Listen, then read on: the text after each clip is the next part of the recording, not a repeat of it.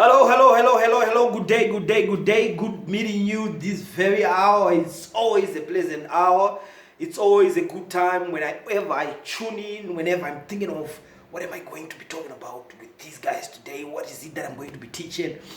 I've got a beautiful story for you today, ladies and gentlemen, and thank you so much for joining me and making some time to tune in just to listen to what I have to say and just listening to the beautiful teachings of Napoleon Hill in Think and Grow Rich.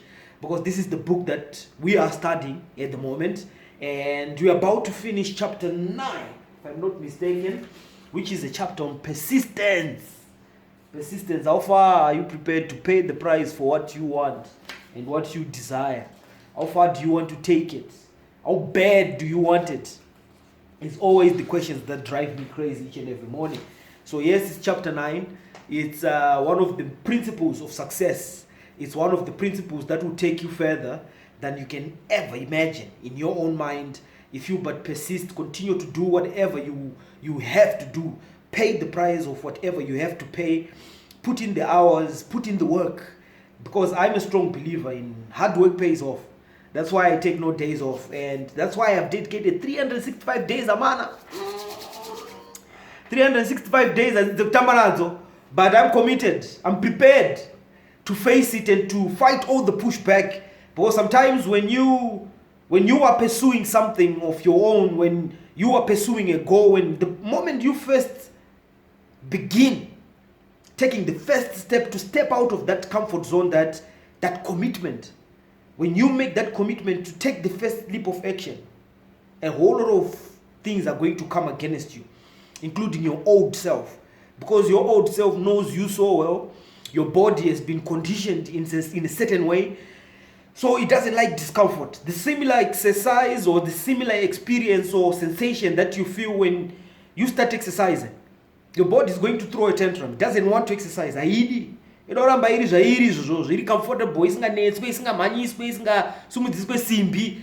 just wants to remain the same, and you have to fight and push through all that, because it's all in the tolerance and in the acceptance of that pain. That's where the art of achieving and the art of success lies. When you get in terms with the pain, when you know fully well that pain is inevitable, ridicule is inevitable, negative talk, kushorwa, kutaurwa, kudzikisirwa, people spotting errors and coming into your face and telling you, what you die. But you know, a lot of people have got a lot of suggestions of how you are doing can be done better. But one surprising fact is that no one has got the balls to have their own thing going, or to start pursuing their dreams or their goals. So, and having that deeper understanding about how human beings behave gives me nothing but comfort whenever I hear negative talk, or whenever I hear negative comments coming through. I don't let all that stop me. I've had people in my circle who then started behaving funny. Hey man, hey. I've heard one good advice today. Anzi, sugar ukaitora ukaisa mumazondo haina kunakira mumazondo, andizvona, but sugar ukaitora ukaisa mutii unogona kunakirwa netii zvekuti unogona kuti ndikuda second cup. The same applies with salt. Salt ukaitora iwewe ukaisa musadza, sadza iroro unogona kurivenga zvachose, haumbofa kana, but salt ukaitora ukaisa panyama, if you season salt on meat, you might enjoy the meal that you haven't enjoyed for years. And what that has taught me is that you might be you, and you could have grown in your own way, and you could decide that I need to branch out and follow my dreams and follow my calling and follow my purpose. But not everyone is going to be applauding and telling you to keep going and being proud of you and encouraging you. Not everyone is going to be like that. You're going to face a whole lot of backlash, because you are a good soil, you are a good seed. But if you're not planted on good ground and on good soil, sometimes you might never germinate and fully blow. But if you persist, if you persistently seek for good soils, if you persistently seek for good information, the same way we are doing here in Success Elementary, I guarantee you, trust me, believe me, I've seen changes, I've seen quantum leaps Yes, I've seen quantum leaps happening right in front of my eyes in my own life. My results are going to tell for themselves, and I don't need to brag about it, but I need to tell you those results and share with them and share them with you. Those results are that you feel inspired, you're encouraged to keep pursuing whatever you decide to pursue, because you are a spiritual being, and being a spiritual being, spirit is for expansion and more complete expression. So before we move forward, I highly recommend that you jump straight into it. If you haven't subscribed, please go on the Success Elementary page on YouTube. If you're watching this video, just click the subscribe button and click the notifications so that each and every day as we upload new content, you're the first one to receive, and you can be in a position to share these good words and these wise testimonies and these wise words, finest of the finest that has been put together by Napoleon Hill. So thank you once again. Today we are going to complete a beautiful chapter which is called Persistence, and it has been painted and concluded in a marvelous and miraculous way because it's got a story to it. You see, how I see storytelling going about it is, with stories people never forget. How many nyaya? Try to think of it. How many stories do you remember of so many different people? They could be celebrities, they could be your family members, they could be your friends, they could be your friend's wife, they could be your friend's friends. How many folders and how many gigs of information do you have and stored right in front in your mind of different stories that you can carry, or that you've been carrying ever since you started consciously memorizing these stories?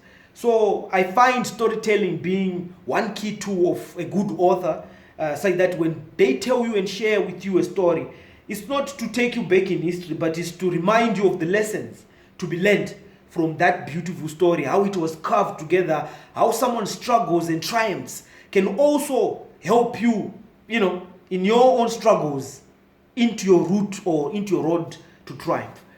So without wasting so much time, we only have got 20 minutes. Without wasting so much time, allow me to complete the story. It's called The Last Great Prophet. This is Napoleon Hill, chapter 9. The last part of chapter 9 is called The Last Great Prophet, reviewed by Thomas Seger. It's a story about Mohamed. Mohamed was a prophet, but he never performed a miracle. He was not a mystic.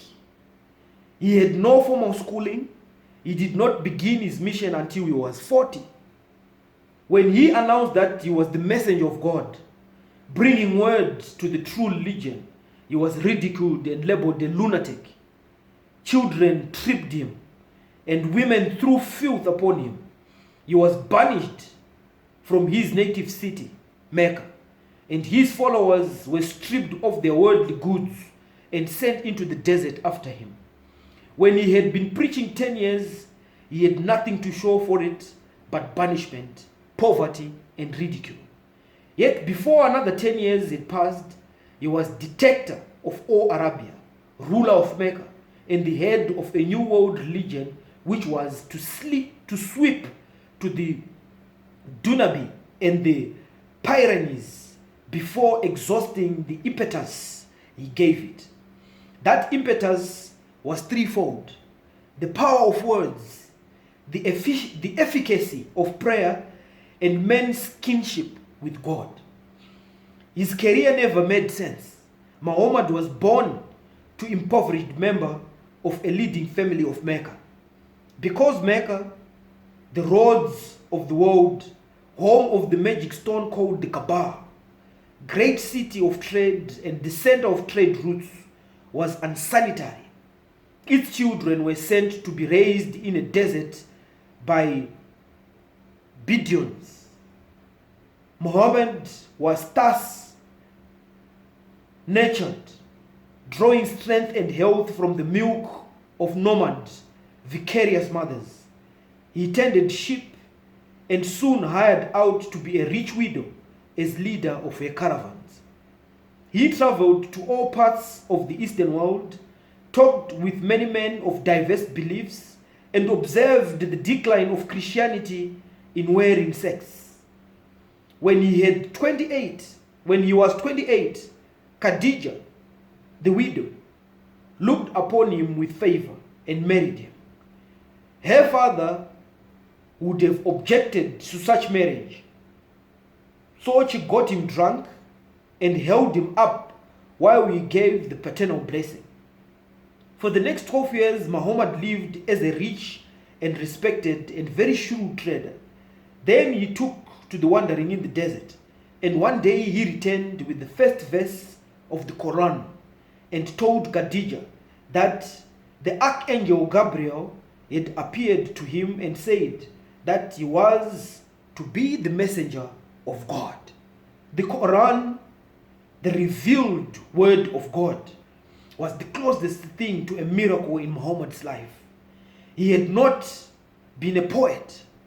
He had no gift of words. Yet the verses of the Quran, as he received them and cited them to the faithful, were better than any verses which the professional poets of the tribes could produce. This to the Arabs was a miracle. To them, the gift of words was the greatest gift. The poet was all powerful. In addition, the Quran said that all men were equal before God, that the world should be a democratic state, Islam.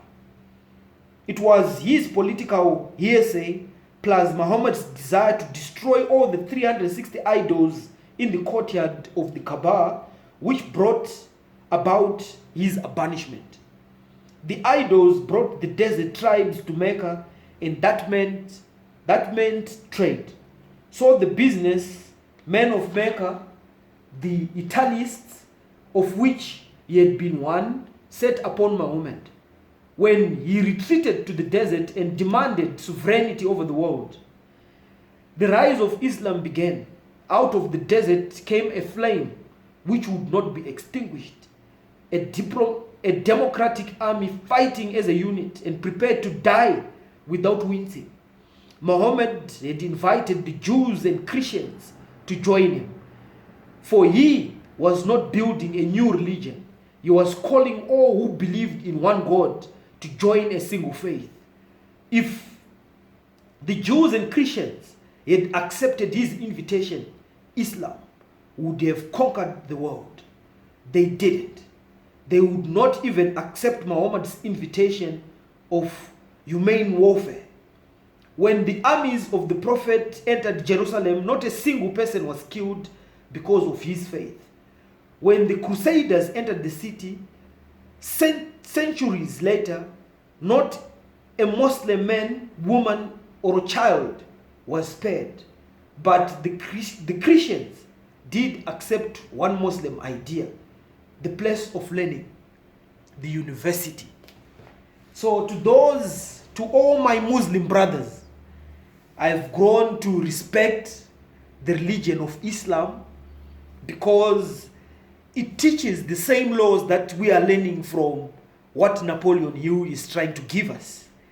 Napoleon Hill is coming with more like a scientific approach. Christians come more with a biblical approach and the study of Jesus.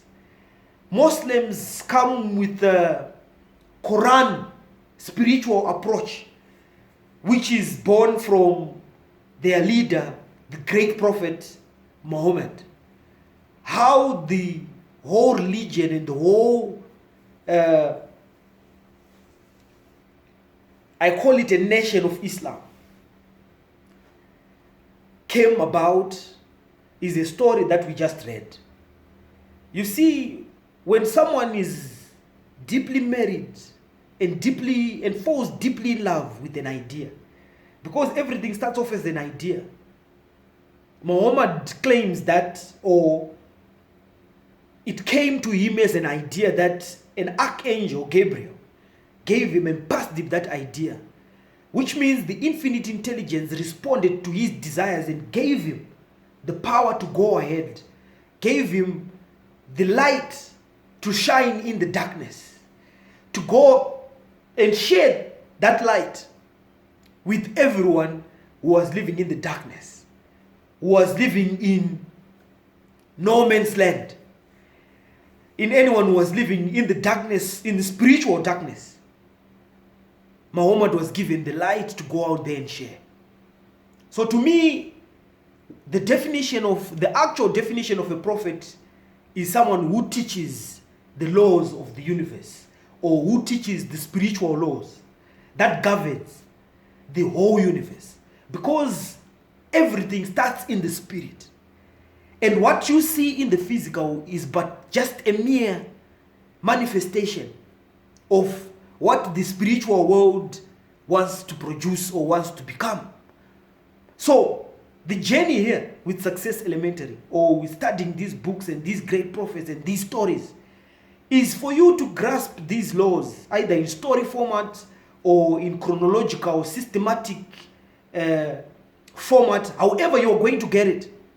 To me, that's how I understand the teachings of the spiritual world.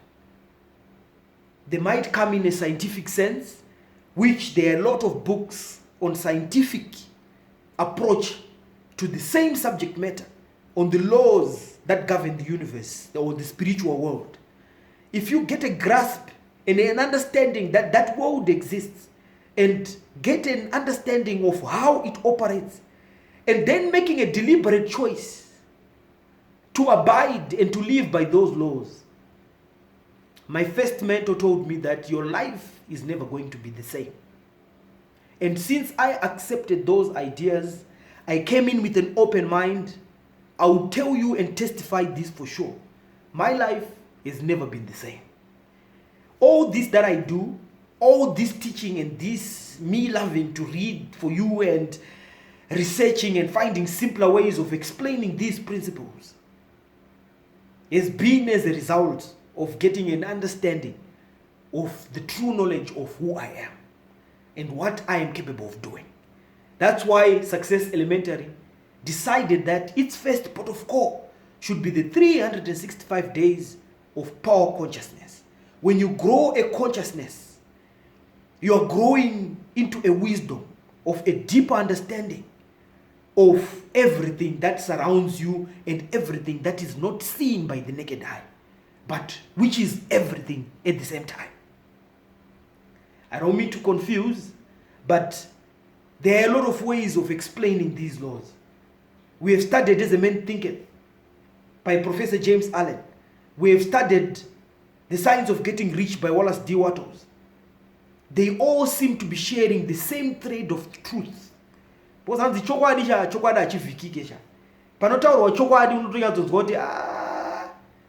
somehow there is a thread of truth.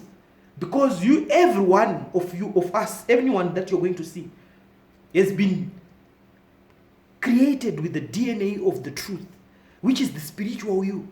So when the truth is said and it resonates with your true identity, you have no option but to accept, because that's who you are at the core of your existence. So as we move on with this journey, I totally respect any religion that you can come across with, because I've come to the conclusion, and the religious leaders, Hinduism, Islam, Christianity, they've all come to agree to one thing, that every man becomes what he thinks about himself. It all goes down and boils down to, what is it that you are constantly thinking about? If you are an idle mind, no wonder you are swayed in by everything that is happening around you, because you have not grown and matured into an understanding of originating your own thoughts.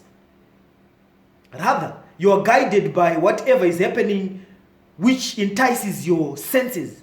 What you see, yes, smell, taste, and touch is what is controlling you, or what might have been controlling you all this time. And that's why things have been up and down. But once you get an understanding of your true identity, and once you get a grip of the good information, which is the good word and the good words of wisdom, the Prophet Jesus was teaching the same things. The Prophet Muhammad came and taught the same things. They've left it up all to us to pass on the good words of wisdom and to continue to enlighten each other. You don't lose, a candle doesn't lose anything by lighting another. If you take the information and you understand it and you take it to someone else, guess what? You would have learned that twice. And it's only when you're ready that this information is going to make sense. I totally get it that this information is not for everyone. You might fail to understand it for years. Mohamed started his career at the age of 40. His spiritual career and his impact was felt for the last 10 years of his life. Jesus only started his ministry at the age of 33. And what age are you today? Really doesn't matter. But if you pay attention, listen to the callings in your spirit. Your spirit is always right. It knows what's best for you. If you but lend an ear, go to a quiet place and talk to the inner you or to the higher you, you will learn to do that with time. But it's only through practice that you're going to become better at it and better at it and better at it. And soon you will now be in a position to pick up energy from other people. Without even uttering a word, you would know what's going on in their space. So we finished the topic, chapter 9. We're now going to chapter 10. It's called the power of the mastermind. The power of the mastermind. It's a principle on its own. Pussy! Stop! That's my dog right there making noise. But anyway, we are now moving on to the next topic, which is the principle of the mastermind. You're going to have to learn how to put together a circle of like-minded people, of people who are inspired and who want to grow, and who want more, and who want to become more, who want to get more. You're going to learn quite a lot in this chapter of the mastermind. It will force you to look at your closest circle and see how far they are contributing to your results each and every day, because of the things and ideas they say, because of the things and ideas and energies that they pass on, which you take on. Because they say birds of the same feathers flock together. That is a statement of scientific truth. If you are used to hanging around losers, how the hell are you going to win? If you are not hanging around people who study, where the hell are you going to get the good ideas from? If you are not on a path of rejuvenation, of creation, no wonder you are on a path of destruction. But it all comes down to understanding what is it that is meant by a mastermind. So you're in for a good one. And for you to join us on the next lesson as we start, that is tomorrow, as we start on the mastermind, which is chapter 10, the driving force, the 9th step towards riches. I highly recommend that you subscribe to this channel and you press notification so that as soon as the upload comes in, you're the one of the first people to receive this good information as we continue on our journey to prosperity and to enlightenment and to consciousness. Because the power is in me, the power is in you, the power is in everyone. But it all comes down to everyone realizing that they've got the power. And it's out of that consciousness that you're going to gather the courage and the faith and the wisdom to then start pursuing, taking the first step, even not having an idea of the whole staircase. So up until we meet again, same time, same place. Cheers.